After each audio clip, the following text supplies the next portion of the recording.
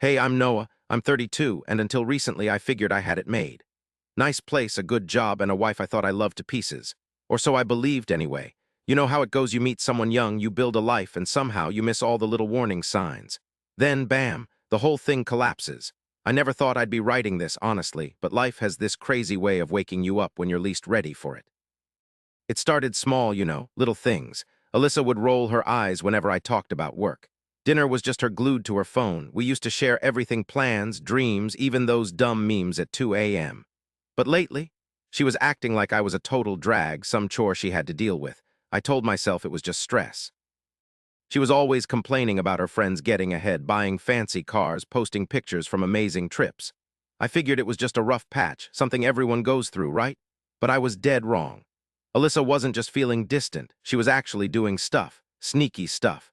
Like opening a secret bank account said it was just for fun money and changing her phone password without saying a word. She started working late all the time, telling me not to wait up because she had tons of work to do, and I wanted so badly to believe her. Man, I so wanted to believe she was kidding. Then bam, Thursday afternoon hit me like a ton of bricks.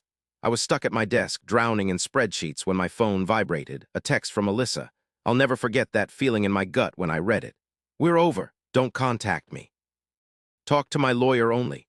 No argument, no heads up, nothing, just that. Like I was some nasty habit she was kicking. I just sat there, totally numb, my eyes blurring. People say they see red when they're mad, right? I saw nothing. Just this blank, white nothingness.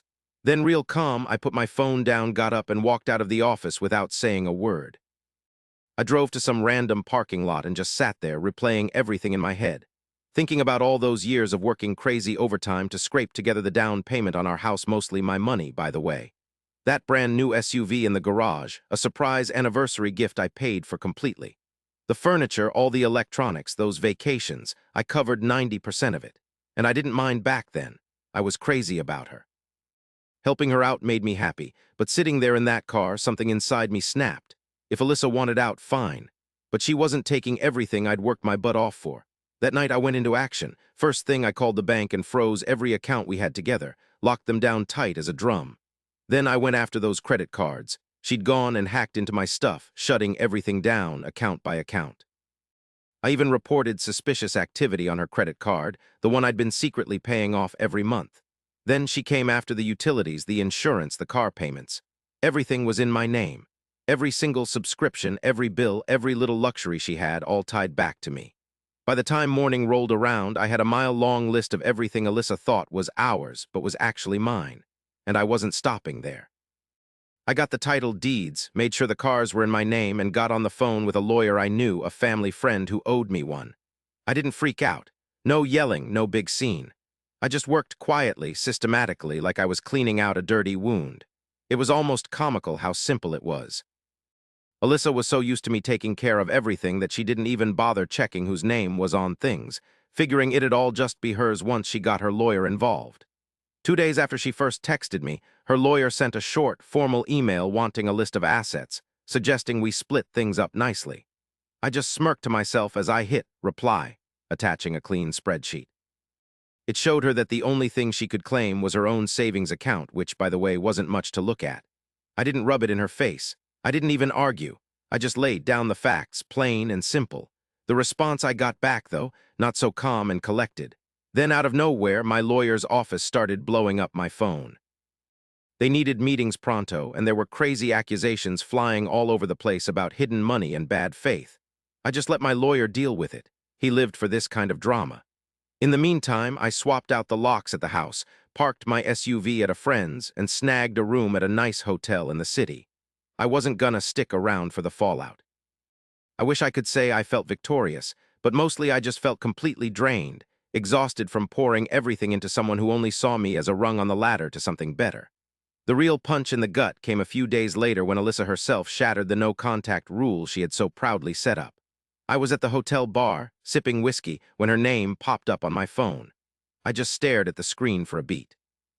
Then curiosity won. I answered. Her voice was frantic, almost hyperventilating. She was accusing me of being spiteful, of ruining her life, of being a small-minded jerk. She said she couldn't access her bank accounts, couldn't use her credit cards, couldn't even get into the house. Her lawyer had told her that without serious assets, her chances for spousal support were shot. She was demanding, absolutely demanding that I fix the situation immediately or else. I just let her go on. I didn't say a word. When she finally ran out of steam, panting into the phone, I just said, "As you wish," and hung up. That was the first time in months I actually felt a sense of peace. So yeah, that wasn't the end of it. Alyssa wasn't one to give up easily, and I knew she'd be back. She'd made her bed, but she had no clue how much trouble she was in. That's when things really got crazy. The next day, my lawyer sent me a letter from some new lawyer of hers, a whole different guy. Turns out, her first lawyer bylaid because he saw she didn't have a leg to stand on. This new one?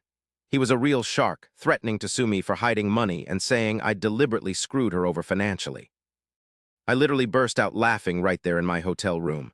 I mean, everything I did was totally above board. The accounts were frozen, not emptied. Her name wasn't on the car or the house, only mine. The joint account, we both had access, but who was putting in 90% of the money, and her savings, completely untouched by me. I even kept a record of everything I did after her text, making sure there was absolutely nothing that could be seen as mean-spirited. She started this whole thing. When she told me to leave her alone, my lawyer wrote back, nice and politely, laying out everything. The timeline, what we each owned, the whole shebang. He even included her text saying not to contact her. I copied Alyssa's lawyer on every single email, making sure there was absolutely no way out for her. Then total quiet for a week. In that time, I packed up and left the hotel. I found a tiny apartment near the city. It wasn't anything fancy like the house, but it was mine, you know, paid for with my own cash and no reminders of Alyssa anywhere. As for her, I started to hear bits and pieces about what was happening. Some of our friends, who weren't as solid with her as she believed, kept me updated. Turns out Alyssa was in a total panic. Without access to the house, her car, or even our bank accounts, she had to go stay with a friend. She tried to get her own apartment, but no credit cards and no job history made that impossible. The job she was always at lately was also on the line because she'd been messing up for months. All her energy was in whatever scheme she was cooking up. She wasn't paying attention to anything else. Around midnight one night, I got another call. I didn't recognize the number, but I just knew I had to answer. It was Alyssa. Her voice was trembling. I almost didn't recognize it. She said we had to meet, that we needed to talk like adults. She even said she was sorry, kinda admitting she'd acted crazy and angry, and that maybe we could fix things. I just sat there for a second, staring at the wall. Can you believe the nerve of her, trying to backpedal after she completely torched everything? I didn't even raise my voice, no triumphant, "I told you so." I just calmly said I was doing exactly what she'd wanted, radio silence. If she needed anything, she could go through her lawyer. Then she tried again, her voice all shaky and pleading, begging me, "Come on, Noah, please, let's talk, we can fix this." But there was no we. Not for a long, long time. I told her the guy she knew, the one who jumped through hoops for her happiness, was long gone. "As you wished," I said quietly and hung up. The next day. Another email, this time from her lawyer, a settlement offer. Alyssa wanted spousal support, a car, a chunk of the house. I just laughed. It wasn't even anger anymore, it was so ridiculous. My lawyer fired back, a detailed explanation of why she wasn't getting a dime. No kids, no joint debts, she hadn't sacrificed anything for my career actually, the opposite was true. The house was mine before we even married, the car was a gift, paperwork to prove it, and all the accounts were frozen solid. Legally, I was squeaky clean. And honestly, her just ditching me without a reason made her case even weaker. A week later, bam, she filed for emergency spousal support. Just unbelievable. She said she was broke, homeless, and carless. The court date? Friday morning. I went in all dressed up in my suit, feeling pretty calm, my lawyer right there beside me. Alyssa walked in. Wow, she looked awful. Like a total wreck, all frazzled and clutching this messy pile of papers. When the judge called our case, her lawyer started this whole big, dramatic thing about how she'd been left with nothing. He made it sound like she was some poor victim of a huge financial plot. Then it was our turn. My lawyer just stood there, so calm and collected, and laid it all out. All the papers, the dates, the texts, even the house deeds. He showed the judge how she filed for divorce, how she wanted nothing to do with me, and how she never really contributed anything to what we had. He even showed she had her own money but blew it all. The judge's face changed as he looked through everything. He asked Alyssa a few sharp questions, simple ones, really. Like how much did she pay towards the mortgage? Nothing. Did she have any proof she owned part of the car? Nope. Every answer just made things worse for her. When the judge finally made his ruling, it wasn't even a contest. No emergency support, no getting the house or the car, no temporary help at all. They told her straight up, If she wanted to keep fighting, it would be a long, brutal, and expensive fight, and she'd probably lose. Alyssa's face just fell apart. She gave me this look, man. I'll never forget it, this crazy mix of being screwed over, furious, and I don't know, maybe even sorry. But at that point, I felt nothing. No anger, no sadness, just like, okay, it's over. After the hearing, I was heading to my car when I heard her call my name. I turned around, bracing myself for another explosion. Nope. She was just standing there, holding her papers, looking smaller than I'd ever seen her. "Noah," she said, real quiet. "Please, can we just talk?" I hesitated. I looked at her, this woman who swore she'd build a life with me, and then tried to tear it all down when she thought she could do better. "As you wish," I said. "One last time." Then I got in my car and drove off. But believe me, this wasn't the end of it. I figured after court, Alyssa would finally get the message and leave me alone. But if this whole thing taught me anything, it's that some people just won't let go. Especially when they realize that the other guy wasn't all that great, maybe even a total disaster. For a while, it was peaceful. A couple weeks went by. I got settled into my new place, buried myself in work, and finally started to feel like I could breathe again without constantly worrying. So I hit the gym again, you know? It was crazy. I ran into some old buddies I hadn't seen since before I got married. Even dug up a few hobbies I'd let slide because Alyssa, well, she needed so much of my time. For the first time in ages, I felt genuinely happy. But like good times always seem to bring the past crawling back, right? Just as things were getting back to normal, the rumors started. At first, it was just people I knew through her casual texts out of the blue, like, "Hey man, crazy question, is it true you and Alyssa broke up?" Others weren't so sneaky. One night, I got a message from Jenna, one of Alyssa's coworkers. We'd barely said 2 words to each other, except maybe a quick Merry Christmas at work parties. She hit me up late saying, "Look, I'm not trying to cause trouble, but Alyssa's been telling everyone you stole everything and ruined her life. Just thought you should know." I just sat there, staring at my phone, this hollow laugh bubbling out. Typical Alyssa. If things didn't go her way, she'd just make up a whole new story. Turns out she'd cooked up this tale where I'm some kind of evil mastermind, blindsided her with the divorce, totally ripped her off and left her with nothing, all out of spite. She painted herself as this poor, innocent victim who loved too hard, trusted too easily, and got burned. Honestly, at first, I didn't even care. Let her say whatever. I had all the proof, the legal papers, the bank statements, the whole shebang. Everybody who really knew us knew what went down. But Alyssa wasn't content with just trashing my reputation with our friends. Nope, she wanted the whole shebang, a total image makeover. She wanted to play the victim, the poor woman rising from the ashes, ideally using someone else's cash to do it.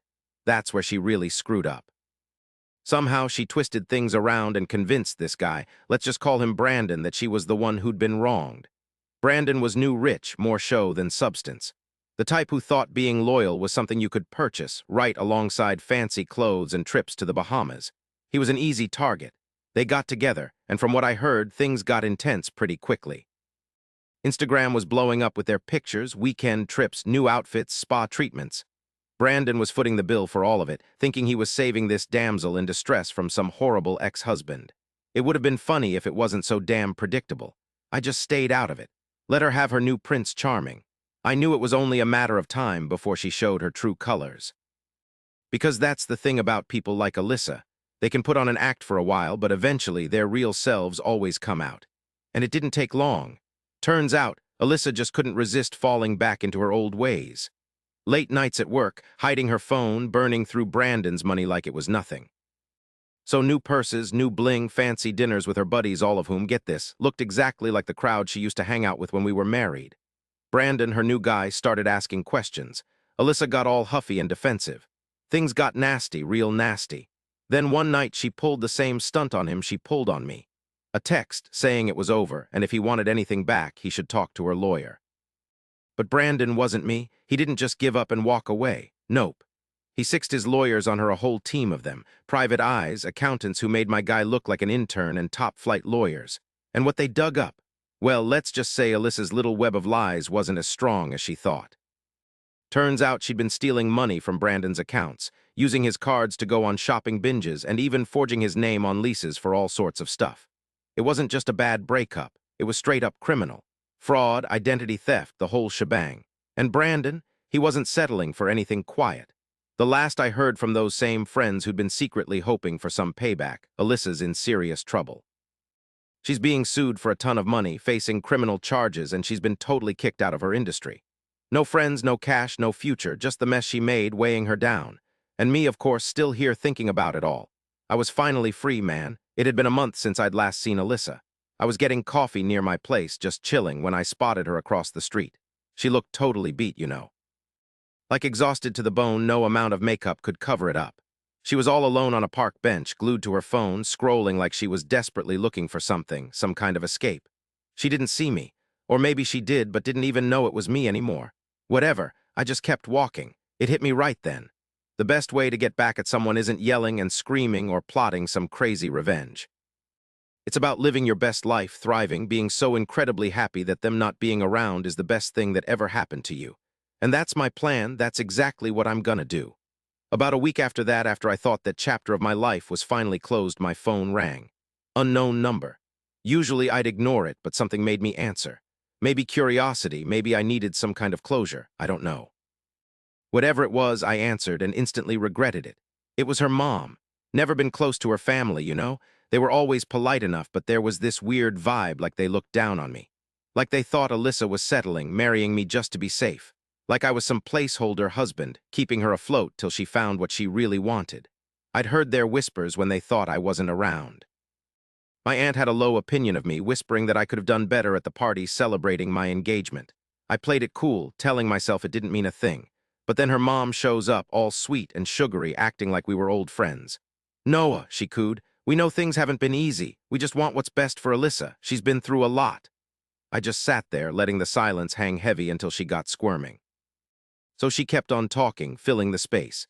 "She messed up, yeah, we all do. But don't you think it's time to forgive and forget? You were family after all." Forgiveness. I almost burst out laughing. Turns out, Alyssa had run back to them, crying about how I'd framed her, how I'd betrayed her, left her high and dry.